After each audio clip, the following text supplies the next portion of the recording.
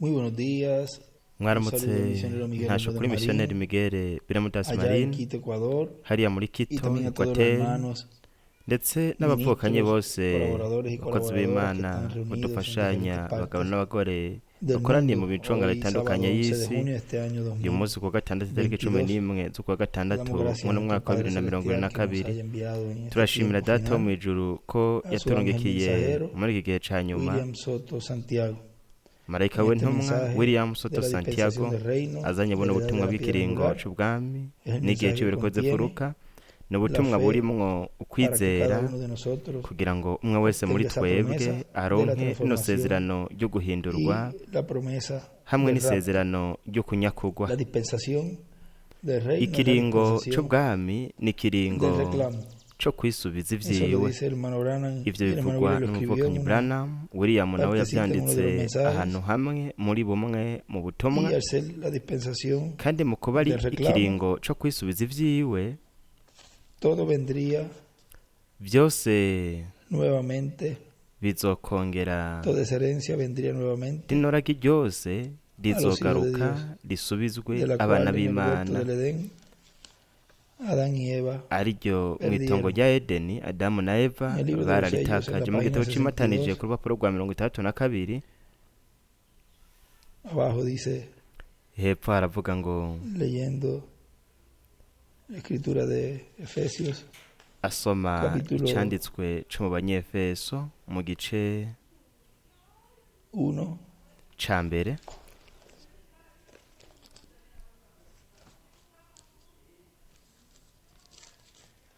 Efesios capítulo Abanyefeso 1, igice vamos a ver aquí en ca la mbere. Reka turabe ngaha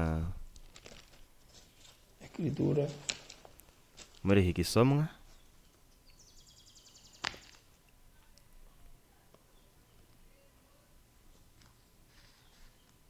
donde nos dice, ahatubwira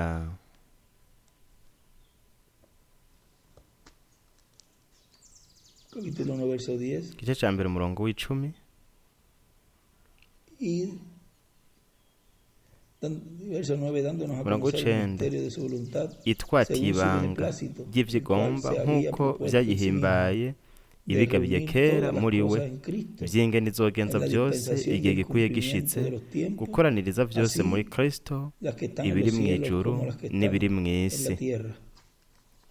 Y ahí él pone, Aho ca escribe, yandika ngo, yanditse donde dice, aho de havuga reunir ngo todas las gukoraniriza cosas en hamwe, Cristo en la dispensación, gukoraniriza vyose y muri escribe Kristo la eternidad. mu kiringo, acandika ngo mu bihe bidashira. Y también Ndetse vyongeye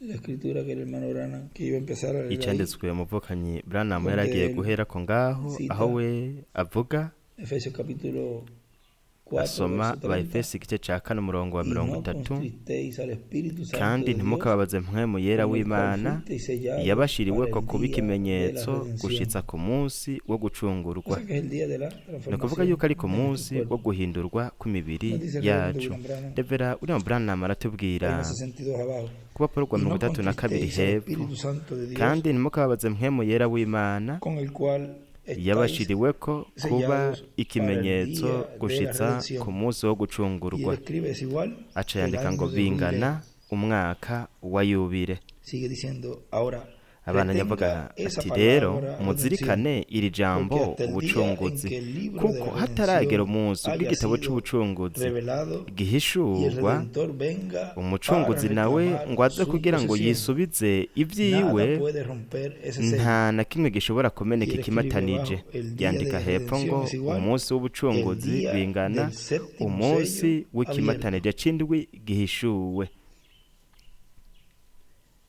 No contriste usted al Wewe Espíritu Santo. ntukababaze mpwemu yera, Haga más bien las cosas que ahubwo agradan a Dios. ibintu ahubwo ukora Porque ibintu el libro bihimbara está sellado. Imana, kuko igitabo Y usted también está kimatanije, sellado.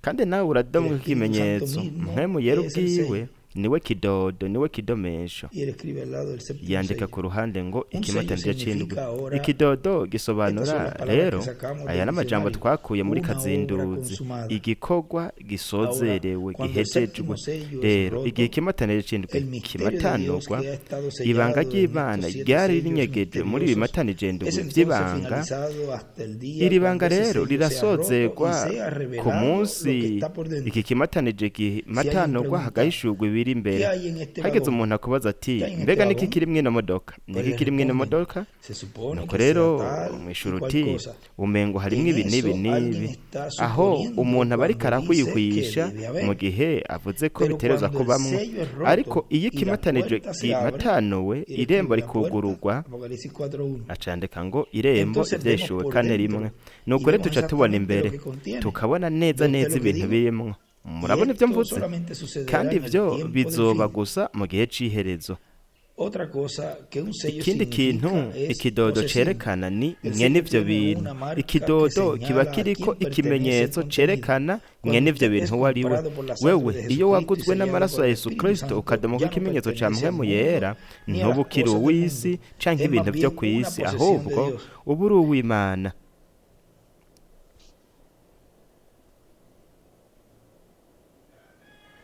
Él enumera, We voy a ir un aradondagura, poquito más arriba, ngiye Porque él kuja escribe al ngaha lado. hejuru gato kuko ku ruhande yaciye está en yandika la página 63. ku rupapuro nyene rwa 33 Él escribe un sello, yanditse un ngo sello ikidodo significa, gisobanura. ahora estas son Rero las palabras que aya sacamos del n'amajambo diccionario. twakuye muri Una obra kazinduzi, consumada. igikorwa Y él escribe gihejejwe.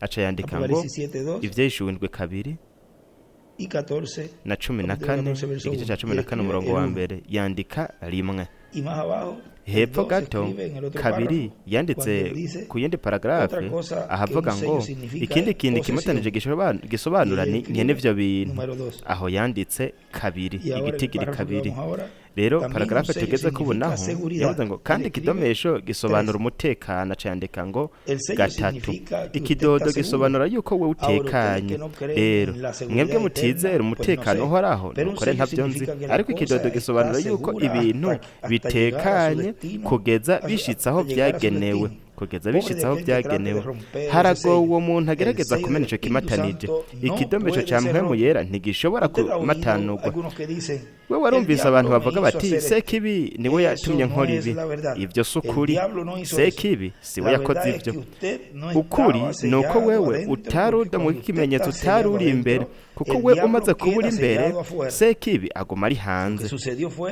que usted Ivyabaye salió ni uko we y se wasohotse, encontró nuko con el uraheza diablo. uhura na sekibi.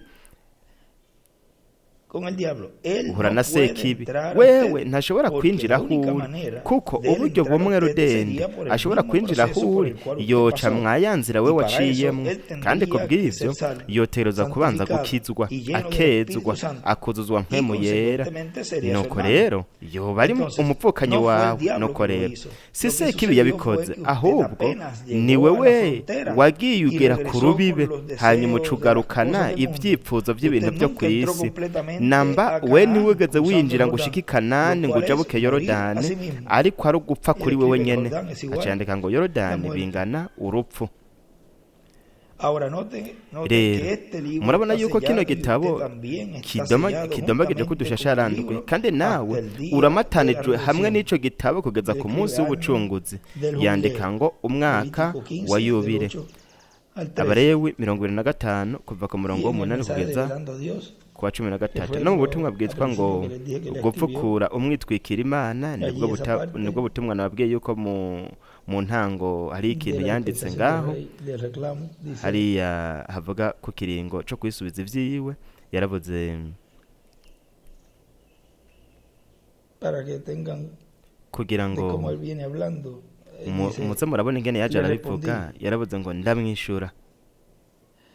un párrafo antes. Ahora, Paragarafe alguien dijo y'imbere. el otro día, Rero un hari umuntu ministro yavuze autista, hirya Dixon, y'ejo, ¿cómo umuminisitiri puede usted decir w'umubatiste eso, que Jesús y w'Tikson Dios es la misma ati ni gute persona? ushobora kuvuga yuko Yesu Escribe n'Imana arico kimwe. Rayita, espíritu. Acandika ku Jesús, ruhande una rayita, Imana el akarongo cuerpo. mpwemu, Yesu Le akarongo respondí, umubiri. bueno, ndamwishyura nti ni byiza biroroshe mu gihe we woshiburira kure ibyiyumviro byawe ukagumana ibyiyumviro bya bibiliya nico kimwe imana ni mpwemu yesu ni umubiri uwo yambara urabibona ndamubwira nti ni nko mu rugo iwanje ku mugore wanje ndi umugabo wiwe kandi ndafise umwigeme Rebeka ndi se wiwe ndafise n'umwuzukuru izina ryiwe ni Pablo ndi sekuru ndi umugabo kandi ndi se w'abana na sekuru kandi umugore wanje ntashobora kumpamagara nka se wiwe canke sekuru wampamagara umugabo wiwe gusa kandi umukobwa wanje nawe ntashobora kunyita umugabo wiwe canke sekuru ni umukobwa wanje urabibona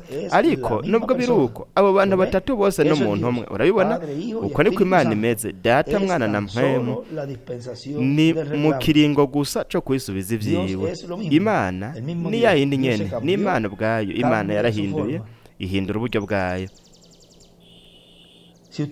wewe uhweje ngaha mu Bifilipi haravuga ngo yisiga ubusa yambara yabira ishusho y'umuntu aho niho yaciye yandika ngo ikiringo co kwisubiza ivyiwe arico kino kiringo turimwo kino kiringo twebwe turiko turabamwo arico kiringo aho ubundi busha kino gitabo gihesha uburenganzira kizogaruka mu biremwa abantu abahungu n'abakobwa b'Imana aho hagati mu ishengero ry'umwami niho umwami mu kuza kwiwe azokorera kino gikorwa co kwisubiza ivyiwe kandi mpwemu yera mu kutudoma kw'ikimenyetso nk'uko twabisomye hariya ati mpwemu yera ubwiwe niwe kidomesho niwe kidodo kandi kidodo canke kidomesho bisobanura igikorwa casozerewe ni kuvuga ngo igihe kino kimatanije c'indwi kimatanurwa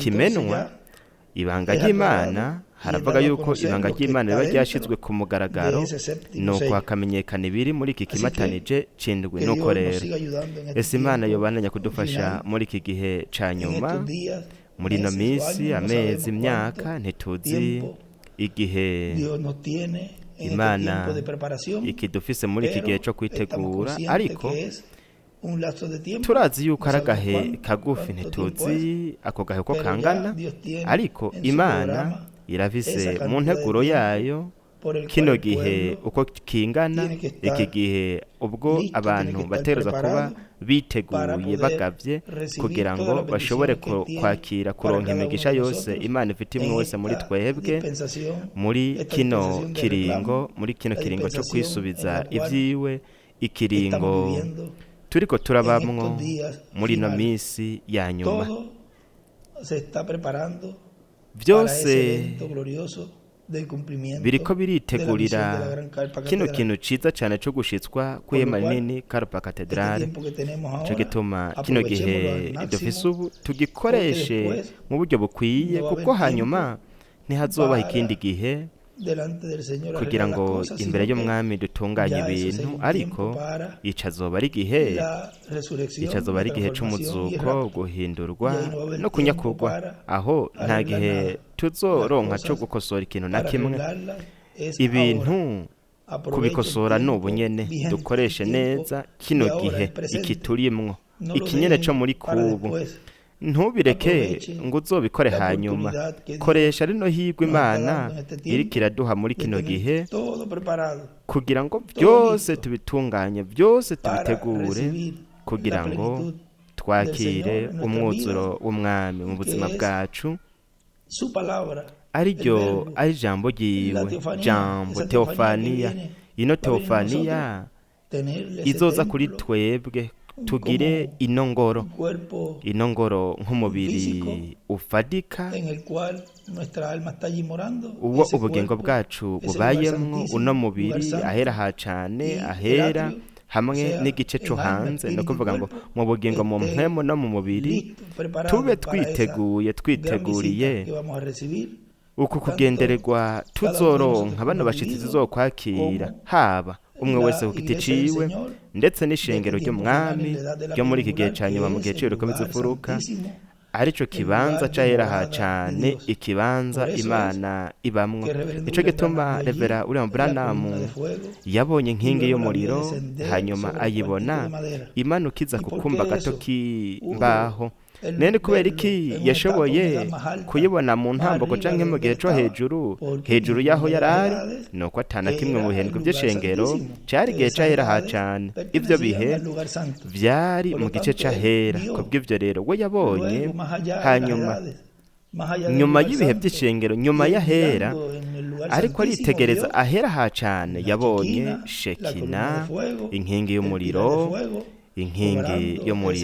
iriko irakora birya bitangaza bidasanzwe vyerekaniwe hariya. Nuko rero imigisha ikomeye cane iradutegereje, ariko kugira ngo turonke iyo migisha buri gihe hategerezwa kuba nk'uko ejo nabasomeye umurongo w'umuvukanyi William aho ngahanciye ndahabona aho nasomye ejo havuga ngo amasezerano buri gihe ajana na kondisiyo. hari ikintu bisaba, hari ikintu asaba. no kuvuga ngo tuzoronka ayo masezerano, ariko hari ikintu dusabwa ko abantu baba biteguye, abantu ko baba bejejwe mwiyeze uyu munsi, kuko ejo uhoraho azokora ibitangaza. Ivyo nivyo yavuze hariya marayika abwira Yosuwa, canke Imana yabwiye Yosuwa biciye muri marayika ati abantu nibiyeze, kuko ejo Imana izokora ibitangaza. Nuko rero ivyo nivyo biriko biraba muri iki gihe cacu, muri iki gihe ca nyuma, muri no misi Imana yadusigiye, aho ubuntu bw'Imana bwagutse, nuko hagashigwa muri twebwe kino gihengeri, kino gihe c'inyongera, kugira ngo twitegurire ukurarwa mu mwuzuro, twitegurire guhindurwa kwacu. Dukoreshe neza kino gihe neza, tugikoreshe neza, twitegurire ukurarwa umwuzuro. Imana ibahezagire barinde. Murakoze cyane umuvukanyi Miguel kubwa rino higo wampaye ryo kubarungikiriza intasho, na bene wacu bakoraniye hariya muri Equateur, ndetse n'abandi bose bakoraniye hamwe uyu munsi kuwa gatandatu itariki 11 z'ukwa gatandatu mu mwaka wa 2022. kandi musengere igikorane cejo. Imana izoduhezagire cyane biciye mu ijambo ryayo. Imana ibahezagire barinde mwese.